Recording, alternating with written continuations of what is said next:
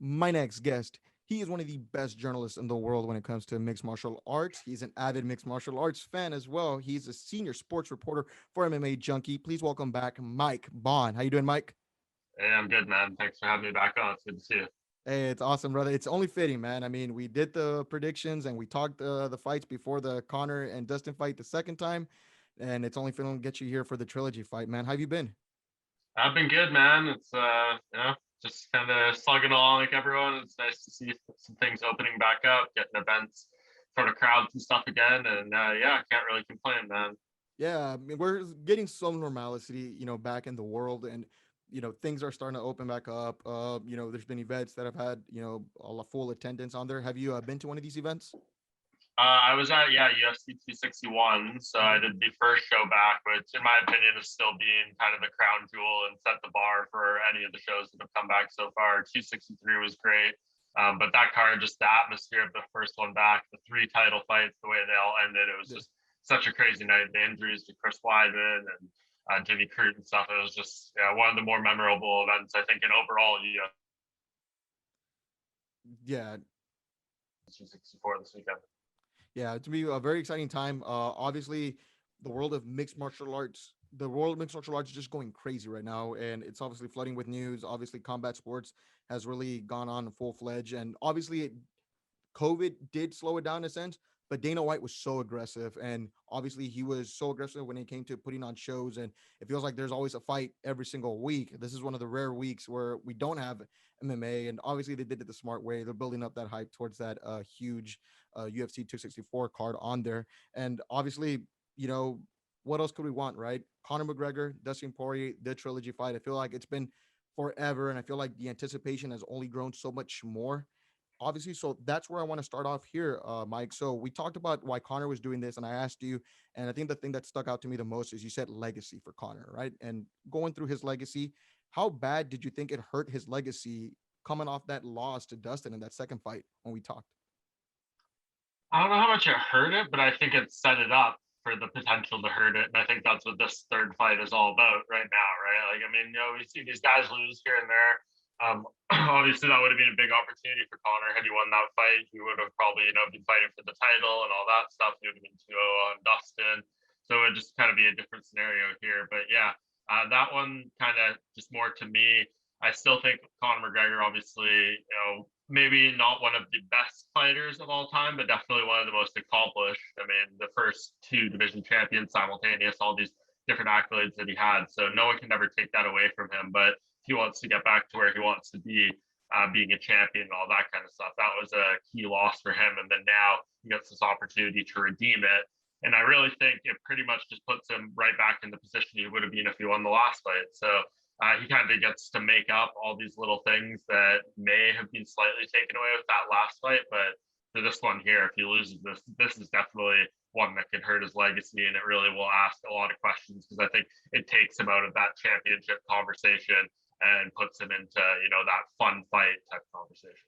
Is there one thing that really stuck out when you were watching that second fight here, whether it was Dustin or Connor's side? I mean, obviously, it's hard to ignore the leg kicks. Yeah, of That's course. been the biggest narrative coming out of the last fight. So I don't think Connor was necessarily expecting that attack and so aggressive from Dustin in that fight. So that was a huge tactical advantage for him. And I think, of course, they're going to be trying to address that, but don't underestimate Dustin Poirier's hands either. I mean, the leg kicks were merely a distraction from the punches to the face that ultimately knocked Conor McGregor out. So Dustin Poirier's got a lot of weapons there. I'm really curious to see what adjustments both guys make. I mean, Conor seems to be saying after the last fight like inactivity hurt him. He had the year-long layoff, and he was wanting to fight sooner in the previous year, and he just wants like repetition. And this is going to be his quickest MMA turnaround in years at this point. I think since 2016.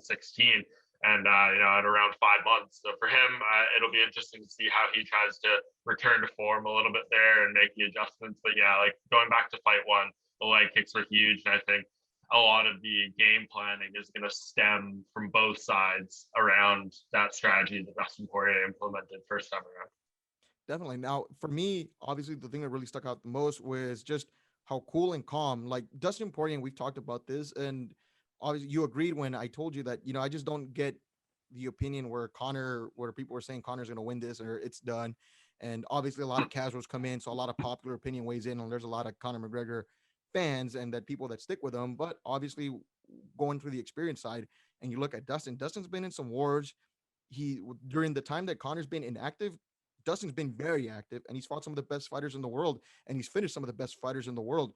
So I think for me, one of those things is it's just repetition for Dustin. I mean, he's done this even after he beat Conor. He go on interviews and say, I mean, to him, it's another big win. It's nothing, that he's going too crazy about. Obviously, he paid more, and obviously, so it's very different in that aspect. But for Dustin, I think just the cool, calm, collected nature of the way he was able to handle himself. And I told everybody, like, that's a guy that he's just been so active and repetitive that it's just muscle memory right there. It's clockwork for this guy.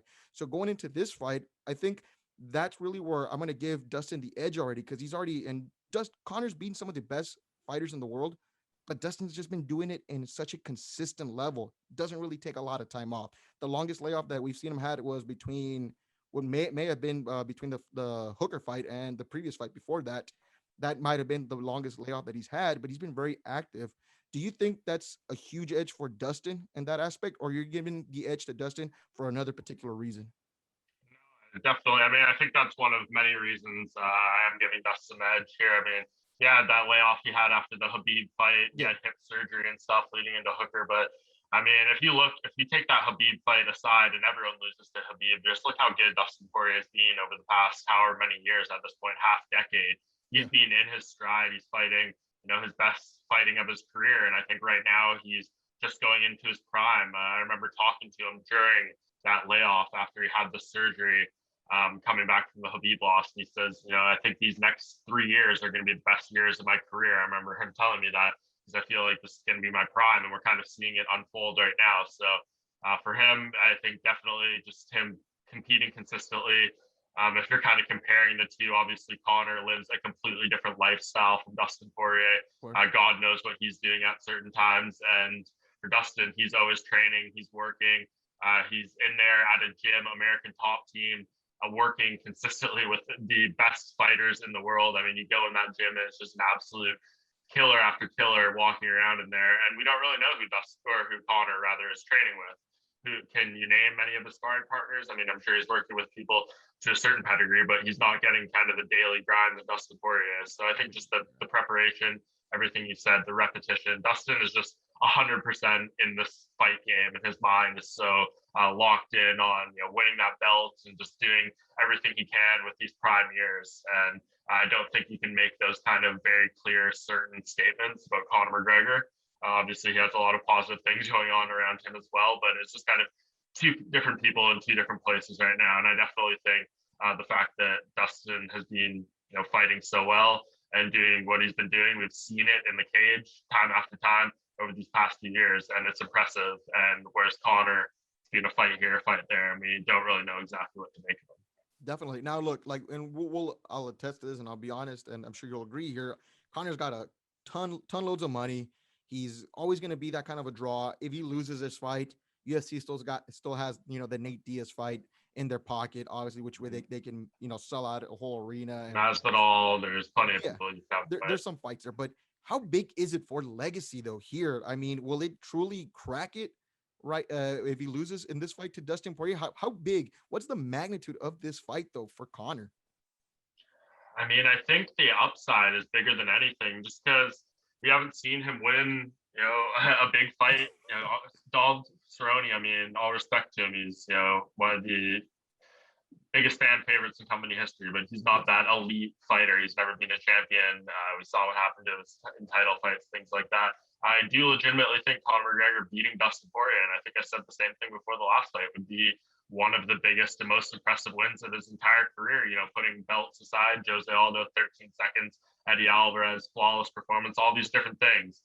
I do think beating Dustin would be the most impressive. And we talk about legacy. I mean, it's all about perspective on that front. I mean, like, you can't take away the things that have happened those years when he was making his rise, 2014 to 2016, when Conor was just tearing through the world, was, some of the greatest times in the history of the sport to kind of cover and to just be part of that. So you can never take what he had in terms of impact away from him. But I think just the question is, do the inactivity and all these things, like how great is he? I don't think anyone would put Conor McGregor in a list of like the 10 greatest MMA fighters of all time right now or something like that. And that's okay, but he's just kind of not in that place. I think where Dustin Poirier is trying to go is to that place. But yeah, it's huge for Conor. I mean, he can start opening that door with a win here, and he could maybe fight for the title or regain it. There would be all these different storylines for him if he can kind of build back to prosperity. But a loss, I think it just kind of solidifies the things that I'm saying, that he is,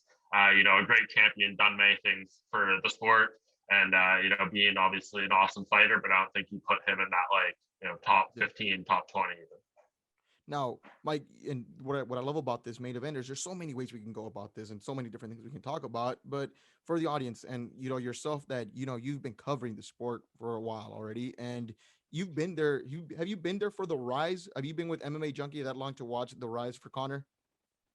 Yeah, I mean, I've Okay. been there since 2012, so yeah, You've seen it. So now, for the audience that yeah. may have not been privileged enough or have had the opportunity to go to a UFC event or a press conference or all those things, I mean, what's it like whenever you are covering a Conor McGregor fight at a press conference? I mean, what's the feel like whenever he walks into a room?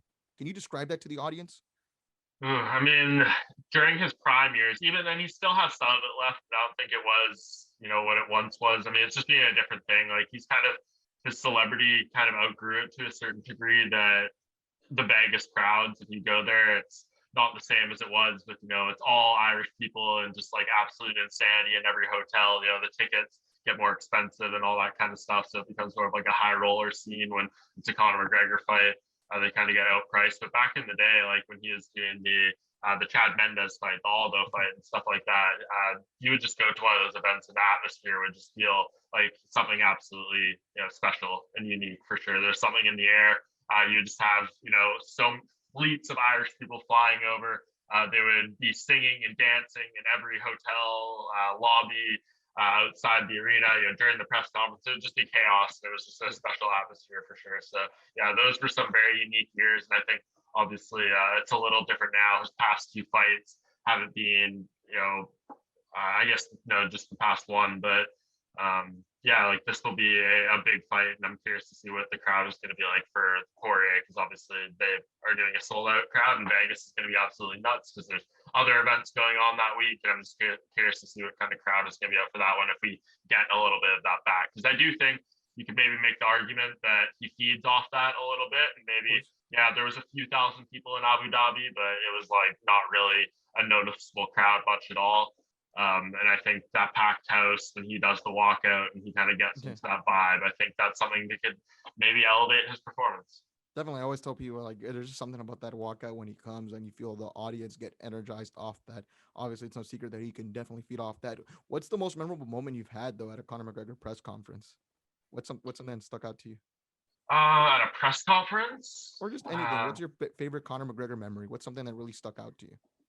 oh man, there's a lot of them. I mean, just the chaos of the Floyd Mayweather fight week. Just like the absolute insanity of that scene, what it was like, how hot it was in Vegas during that week. Just lots of things. I mean, seeing him in fight in Dublin, that was a special moment years ago. Kind of the first event they did there.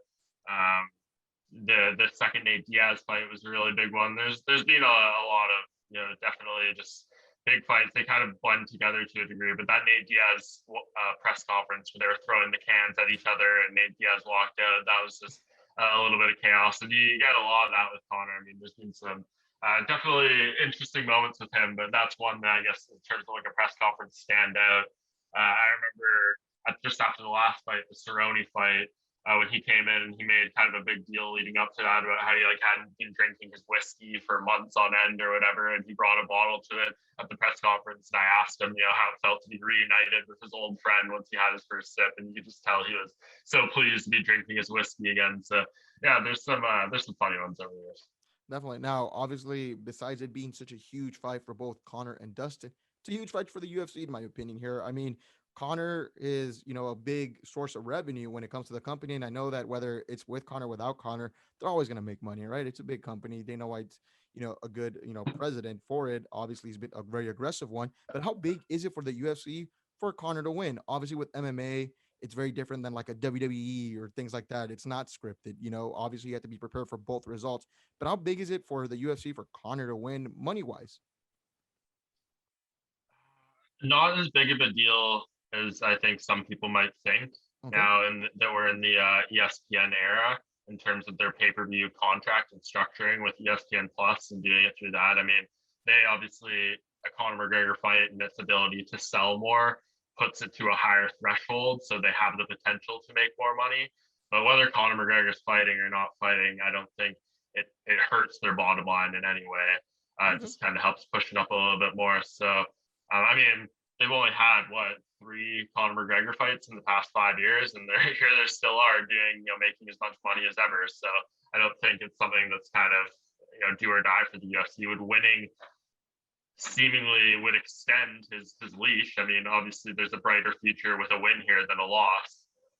But for him, I think Conor McGregor's reached the point where he's going to fight as many times as he wants to fight, win or lose, and there's always going to be that platform for him. I mean, obviously, him fighting for the title would be a bigger moneymaker for the UFC than him doing some other fight that's like not for a title or whatever, coming off a few losses. But yeah, I think they're good either way. I mean, the UFC is making money hand over fist regardless, and I'm sure they would love as many Conor McGregor fights as they can get. But I think they're also prepared if this was maybe his last fight ever too.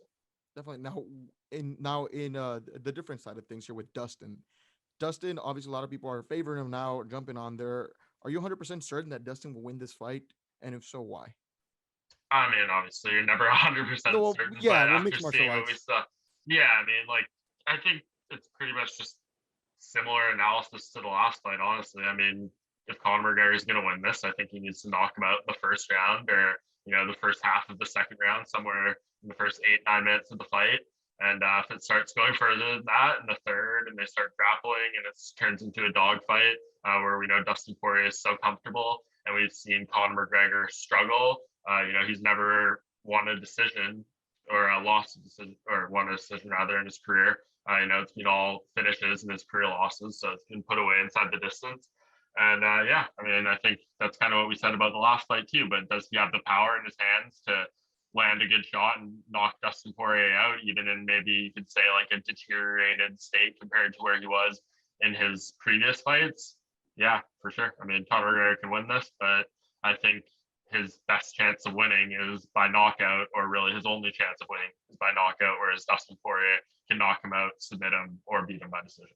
How do these two guys compare to the UFC lightweight champion Charles Oliveira though? Because the winner, assuming right, whoever wins this fight is going to be next in line for Charles. How do you like both of these guys, or is there one guy that you like better stylistically for Charles?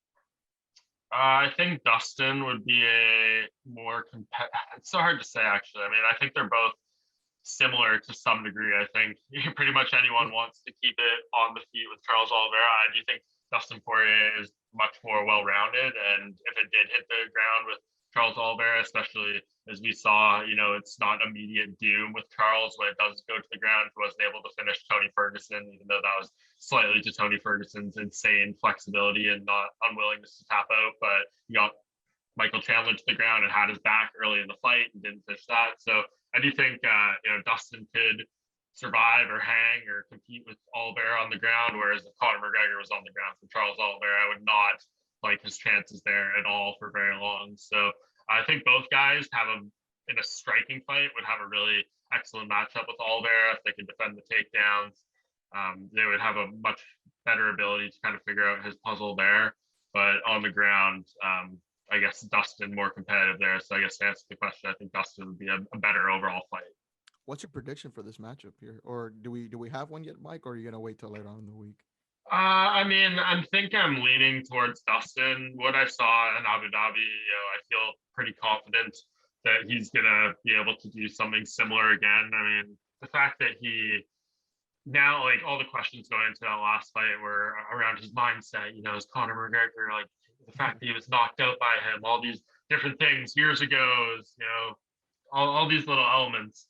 I don't think Dustin going in there. He knows he can knock Conor McGregor out. He did it just a few months ago. I would feel pretty damn confident if I was Dustin Poirier coming into this fight. Obviously, user beware with all the knockout power, but if he it feels like it's on him to kind of drop the ball here to a degree in terms of a victory. So I don't know how he's going to get it done. Like I said, I think he can win knockout, submission, decision. I think there's a decent chance he gets another knockout, but yeah, I feel pretty confident in the Poirier pick. Definitely like that. I'm gonna definitely agree with you there. I have Dustin winning this match. Let's go over the co-main event though. It's a very interesting match here between Gilbert Burns and Stephen Wonderboy Thompson. Big time co-main event here. Obviously, one with some title ramifications to go along with the way with it. Or what are you leaning towards here, or what should people expect from this matchup here, Mike?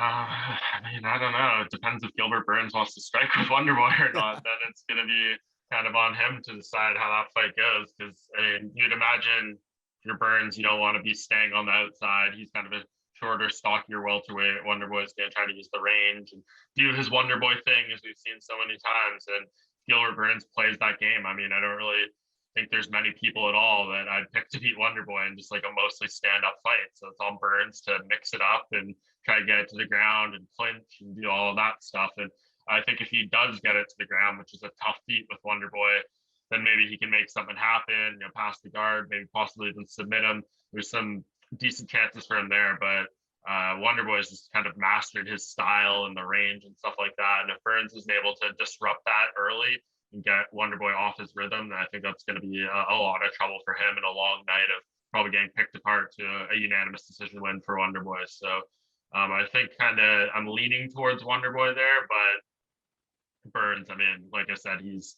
an ace on the ground, and if he got this to the mat, I like his chances of submitting a lot of people. Definitely none there now. Now, do you think with Stephen Wonderboy Thompson, I feel like he's got an opportunity to leap Colby Covington for a title shot?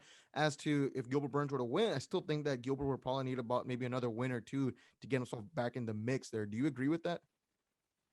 Yeah, 100%. I mean, especially if Usman stays the champ. I mean, if Usman loses the belt, it kind of changes the game for Gilbert Burns. He could get in there next or something, you know, depending on how things shake out. But it doesn't look like Usman's losing that belt anytime soon. He's the beast. So I think that's kind of on that side of it, yes. On the Wonderboy leapfrogging Colby aspect of it, I'm not positive there. I mean, Usman can say whatever he wants, and he has many times about Colby. But what has Dana said? He said over and over, Colby's next. Colby's next. He gets asked at pretty much every media availability, and as far as I know, that's the fight that UFC wants and is maybe targeting for even as soon as September. We'll see how things develop there, but yeah, I mean, and like he would have to do something absolutely spectacular, and then maybe if like Colby gets injured or something crazy or unforeseen happens with him in like a negotiation, which, as far as I know, there's nothing to be concerned about on at least his end. Then yeah, like that's the scenario where it could happen. But I think the Colby getting the title shot against Usman part is pretty locked in right now. Now, let me ask you this. Let me shift to this. Sean O'Malley gets a lot of attention now within the UFC. A lot of haters like to come out. A lot of people don't like you know, it's from what I've seen. Now, obviously, his opponent went down earlier in the week. People were going up and saying, volunteering themselves, raising their hand. Oh, I want this fight. I want this fight. And obviously, a guy that wasn't signed by the UFC and Chris Motino, I don't know if I'm pronouncing that right, but he got the opportunity and got the call. Somebody that wasn't signed with the UFC. Did you hear anything? Any rumblings there? Was there another guy that the UFC was perhaps looking into? And why wasn't a guy from the UFC picked to replace Luis Samoka? Yeah, this was kind of an odd one. I mean, as far as I know, they had talks with Ricky Simone about going in there. There was, you know, a bit of chatter with Brian Kelleher, but I guess all those guys couldn't make 35, and Sean wanted to fight at 35. Like Ricky Simone seemingly was close on like a 145 or a 140, but I guess that's the direction they opted not to go. And I guess all those kind of bigger names putting their hands up. It seemed like Merab Dvalishvili could have maybe made weight, but it didn't really seem like it got too far down the road. Obviously, he has a big fight lined up with Marlon Moraes coming up, and I think that probably has more upside for him right now anyways, in terms of like his pursuit of the title from Sean O'Malley. But nonetheless, yeah, it's kind of strange. I mean, you have like 40, 50 bantamweights on the roster, and you can't get a guy who's already signed. I thought it was kind of strange choice there. But these things kind of happen sometimes. I mean, maybe this guy was kind of on the short list in terms of people they were going to call, and they thought that he was the right fit for this moment. Wanted to set Sean O'Malley up for, a big highlight reel, more or less, on a Conor McGregor pay-per-view main card opener, which can do wonders for his stock, as opposed to putting against Ricky Simone, who's going to try to push him against the fence and take him down for 15 minutes, be it unsuccessfully or not. That has the recipe for, I guess, disaster to start off a big pay-per-view like this. So I don't know, a lot of different things going into this decision. Maybe the UFC just thought it was too risky to give him one of those fights. And again, those guys couldn't make 35. So that seems to be kind of the bottom line. If you're Sean O'Malley and you're saying, this is my weight class, I'm a 35er. I'll fight any of you guys who can make weight, and they can't make weight, then what's up there? I mean, that's not really his fault. So Definitely. Now, how big is the fight for Sean? Because if he loses this fight, obviously all the haters are going to come out of the woodwork and oh yeah, come out there. And, obviously we've seen that when he lost to Cheeto Vera. And I think there's an aura with this guy. I think that he's definitely entertaining to watch. People want to see him watch, whether they want to see him win or lose. I mean, that's not up to him. I mean, he's doing his thing. And regardless if you get people to tune in for you, I mean, that is your job. You're getting people to tune in, whether they want you to lose or not. Now, how big is the fight for Sean O'Malley here? Because again, a loss would hurt him in that sense and would get a lot of attention rather than a win. oh yeah, a loss would be devastating to kind of where he stands right now. That takes him back to square one. It's a total reset. So yeah, he can't lose this fight. I mean, this would be catastrophic to kind of where he's trying to go for his title push and just becoming that big name. So yeah, I mean, like, it's pretty much all riding here. That's kind of the risk reward here. I mean, you fight a guy that literally not many UFC fans have heard of, especially people that kind of are solely focused on that product.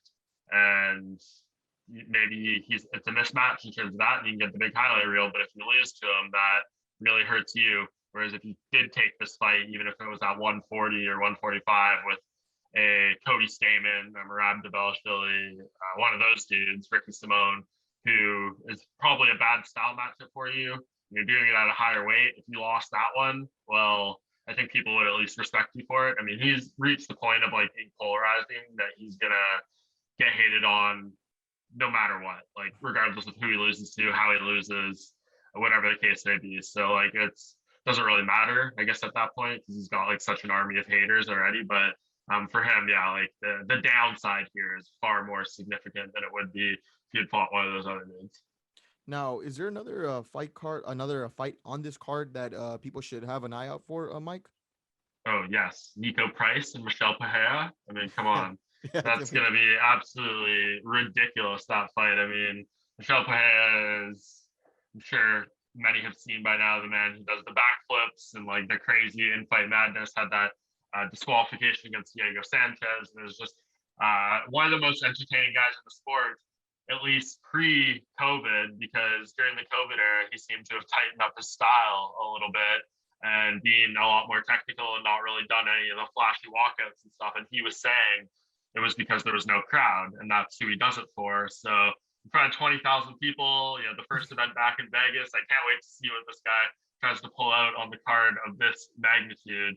And it's just going to be absolutely entertaining. And Nico Price, I mean, it's like the perfect foe to that. I mean, he's one of the great action fighters in the welterweight division. He's had, many bonuses and some crazy stoppages and knockouts, from his back, up kicks and stuff like that. So, yeah, that's going to be a ridiculous fight for however long it lasts. I can't wait. Definitely. I'll add another one to that. I like Ryan Hall. I want to see Ryan Hall versus Ilia Topuria. I'm not sure if I'm pronouncing that one right, but he's 10-0. Ryan Hall is 8-1, and Ryan Hall is a guy that a lot of athletes don't want to compete against, obviously because of the slick jiu-jitsu and the knee locks and stuff like that. Can you give us a take on that fight? Yeah, I mean, thank God. Hopefully, I don't want to talk about it because we have had so much trouble getting Ryan Hall in the cage over the past few years. I don't want to like jinx it or something by even bringing him up. I'm just like liking how they have him tucked away on the bottom of this card and he's kind of flying under the radar a little bit. So hopefully nothing happens during fight week. But he's one of the most dangerous ground guys. I mean, one of the few like true specialists kind of in the sport. And I don't know, maybe even call him a specialist. We saw him out there. He was able to outstrike Darren Elkins for most of the fight. And he's got a really awkward unique style of striking, is not afraid at all to pull guard and butt scoot and do all these things that maybe some people dislike to watch. But if you're someone who's a fan of what he does and kind of uniqueness and not having all your fighters kind of be cookie cutter and all from, looking the same and just trying to, box and sprawl and brawl and all that kind of stuff. He's a special treat to watch. And then he's a guy that for a long time was saying that he only wants to fight like a top 15, a top 10. And he just had these fights fall out over and over and over. He was supposed to fight Dan Ige not long ago, and that was going to be a really compelling matchup. And that fell apart too. And I think now he's kind of reached the point that he's willing to fight, I guess, whoever to just get in there. And they gave him a tough one in Poirier, who I think is one of the top prospects at featherweight right now. So really he's 10-0. And there's some colleagues of mine, Danny Segura, Farah Hanoun, at MMA Junkie, who are extremely high on Ilya. So I'm really interested to see what he's able to do in there and how he handles Ryan Hall's style, because it's just such a unique matchup to have to go in there with for anyone. So I'm curious to see how Poirier kind of tries to take a crack at the puzzle here. Yeah, it's going to be a very intriguing matchup on here. Obviously, we got some big news. The next UFC event, we believe, will be in Houston, Texas. Derek Lewis versus Cyril Gane is going to be for the interim title fight. Obviously, this thing garnered a lot of news. Obviously, negativity. Dana White was upset and he was clapping back at France's management team. What did you hear about this fight, and why has it been done this way? I mean, was it just the UFC's inability to have a main event for that August card? Was it Francis not wanting that fight? What do you think was made behind the decision here? Well, it definitely wasn't Francis not wanting the fight. It was, I think, basically more or less what you said on the first half of it. UFC wanted Derek Lewis in particular to headline in his hometown of Houston, where he lives, and be able to sell out tickets there because, I love the GOAT Amanda Nunes, but her versus Juliana Pena isn't selling out 15,000 seats. And the UFC is back to having to move tickets, and they wanted Derek Lewis there. And Francis Ngannou, to his complete rightfulness, was not prepared to fight August 7th. I mean, he just won the title a few months ago. He went back to Cameroon, saw his family, well-deserved kind of celebration for him of being a heavyweight champion. But he was ready to go September 25th. And from everything I heard, him and his team agreed to fight September 25th, which I believe is UFC 266. And that's what they thought was going to happen as far as the Derek Lewis fight. And I guess the UFC wanted to go with Lewis in Houston badly enough that they did the interim title fight, and Cyril Gane was there and ready. So he's the guy that went. I don't see the huge issue with having them just fight in the co-headliner in like a 3-rounder as like a title eliminator if you want Derek Lewis on that card so bad. But maybe for Derek and for Cyril, they need that interim title to spice it up. So I guess that's the decision they went, and it just complicates a lot of things because obviously, there's the stemming questions. Where does it leave John Jones? Does he now have to wait, behind the winner of this? And how soon are they going to get this fight booked? What if, the winner of this breaks their hand or suffers some other kind of injury and can't fight for the next 6 months? What do you do? So there's just a lot of risk involved there, I feel like, for whatever reason. Definitely. I think there's a lot of risk that was just made to set this up. I just don't get the thing about interim titles. I mean, it's essentially a number one contenders match. And, I talked to John Morgan from MMA Junkie as well. And he was telling me the same thing. Essentially it is just a number one contenders fight, and you're just adding something else to it. I mean, you're just giving someone a belt. A lot of these people don't want that interim belt. They want the real one. So it's a real tough spot right there. But again, the UFC made the decision they had to do. What kind of shot are you giving Juliana Pena, though, against Amanda Nunes? Around 0. 0. So something like that. Yeah, roughly 0. I mean, I don't know. What can you say? Are you giving anyone much more than 0 at this point?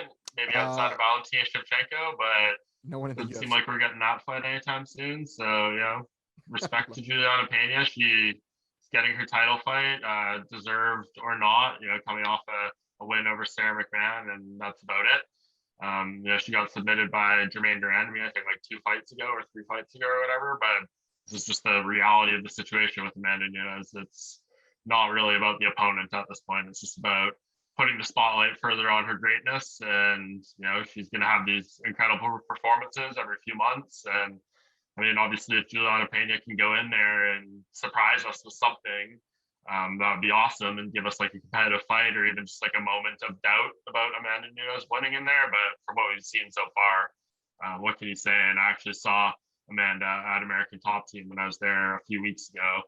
And she didn't seem to take well to all of Juliana's trash talk. And I think the last thing you want to do is piss off Amanda Nunes on top of what you already have coming to you. So, yeah, it's going to be interesting to see that fight unfold. But, yeah, motivated Amanda Nunes probably puts the odds around zero. Kayla Harrison's a magnificent athlete from PFL. She's done great work. She's an Olympic gold medalist. She is the right now the defending champion for PFL. Would that intrigue you? Would a match between Kayla Harrison and Amanda Nunes intrigue you? I know a lot of people ask this question, right? Yeah, I mean, 100%. Like anything that's even remotely competitive for Amanda Nunes intrigues me. Like, give me something new when it comes to her. So, yeah, I mean, that would be, I think that's like the bucket list fight in MMA right now. I mean, obviously, Kayla and Cyborg would be dope too. But I think that's kind of the one that stands out more, especially because there's like the element there. They train at the same gym. Like they were training together very early on, and I think Amanda's kind of started to see the Kayla Harrison train coming a little bit, and I think they'd like distance themselves. Yeah, I don't think they're enemies by any means. I mean, you see them like posting photos of them standing side by side at the gym and stuff. When I was down there, there's kind of like overlap. They were chatting it up, but I don't think they're like training one-on-one or anything like that. So I think that fight is coming to us at some point. It's just a matter of how long and like what's the path gonna be. Is the UFC gonna sign Kayla Harrison at the end of this PFL season and rush her right into that because there's nothing else interesting for Amanda at 145? Are they gonna give her a fight to get her feet wet and build herself in the octagon and build that brand under that banner, all these things? But yeah, I think we're gonna get that fight. I feel pretty confident in saying, I don't know, maybe even as soon as 2022. Hopefully would get that one. What did you make of Anthony Pettis' move to PFL? I mean, it didn't really seem to work out right now, but we're MMA fans. We know that it's the nature of the sport. There's a lot of great athletes that aren't in the UFC as well. Does that show you just how much great there's other athletes in the UFC? Because a lot of people think that the UFC is the end all be all. Oh, it's the UFC or bust. But there's a lot of great athletes in other organizations. Mike, what was your take on this? Yeah, there's great fighters everywhere. It just showed obviously like the parity. The greatest fighters in the world are not all in the UFC, and I don't think Clay Collard is like a top 10 lightweight or anything like that. And I don't think Anthony Pettis is even a top 20 lightweight or top 30 lightweight maybe at this stage of his career. But it's just kind of goes to show it's like the nature of the fight game. Like he's fighting Anthony Pettis. These PFL fights is kind of one step in the next chapter to trying to win that $1 million and all that kind of stuff. Whereas like these guys with lesser names that he's fighting, this is the biggest moment of their life. They're getting to fight Anthony Pettis. They beat him. It changes everything to have that name on their record. So it's like almost like a imbalance of motivation and just like stakes and stuff on that side to a degree. So I can like see why these kind of outcomes happen in these fights sometimes. It's just like so significant. And Anthony Pettis, we can be honest about it, just isn't like the fighter he once was. He's obviously not in his prime anymore. A lot of brutal ones, but I think it was like a good thing all around. I mean, now he'll take some time off. I assume they'll bring him back for the next season and he'll have kind of more time and be adjusted to it. There won't be these bubbles that they have to do. Anthony Pettis had like his daughter was born like 6 days before that fight or something. So like God knows what his preparation and his sleep leading up to was like. So there's a lot going on with him. I don't think we got his best in these PFL fights for this season, so not ready to like completely write him off. I think with like the talent they're assembling over there, it would be a tough lean for him to win their championship. But I think they can still squeeze some more out of him, and there's still someone left for him in PFL. Real quick, as we're nearing the end of this, last two questions here. TJ Dillashaw versus Corey Sandhagen. Very interesting matchup for a lot of different factors. TJ Dillashaw is returning to the octagon from a 2-year suspension. Corey Sandhagen coming off a crazy, intense, insane knockout here of Frankie Edgar. It was just highlight reel. Yeah. where are you at with this fight here, and what's the thing to keep an eye out for besides TJ Dillashaw's return and how he looks like? I mean, I think that's like the only thing you can really keep an eye out for. I mean, I think that's going to decide everything, right? Like, we know Corey Sandhagen is seemingly on this rocket ship, and he's looking unbelievable. I mean, his past two performances, my lord, he's just absolutely killed it. If he can continue that train going through TJ Dillashaw, I mean, sky's the limit for him. Undeniable number one contender. All these little things, but I mean, there's gonna be questions too, right? Like if he goes out there and he just like starts his TJ in 30 seconds or something crazy like he did to Frankie, everyone's gonna say, TJ because he's on steroids isn't what he once was, 2 years off, it's not the same guy, like he was only good because of these things, he sucks without cheating. All these little, storylines people are gonna start spewing about TJ Dillashaw. So I mean, the best thing that I guess could possibly happen to Corey Sandhagen would be like if TJ came out there looking amazing and like took the first round off him or something, and then he knocked him out in the second round or something, because then he could be like, okay, like this guy didn't really lose too much.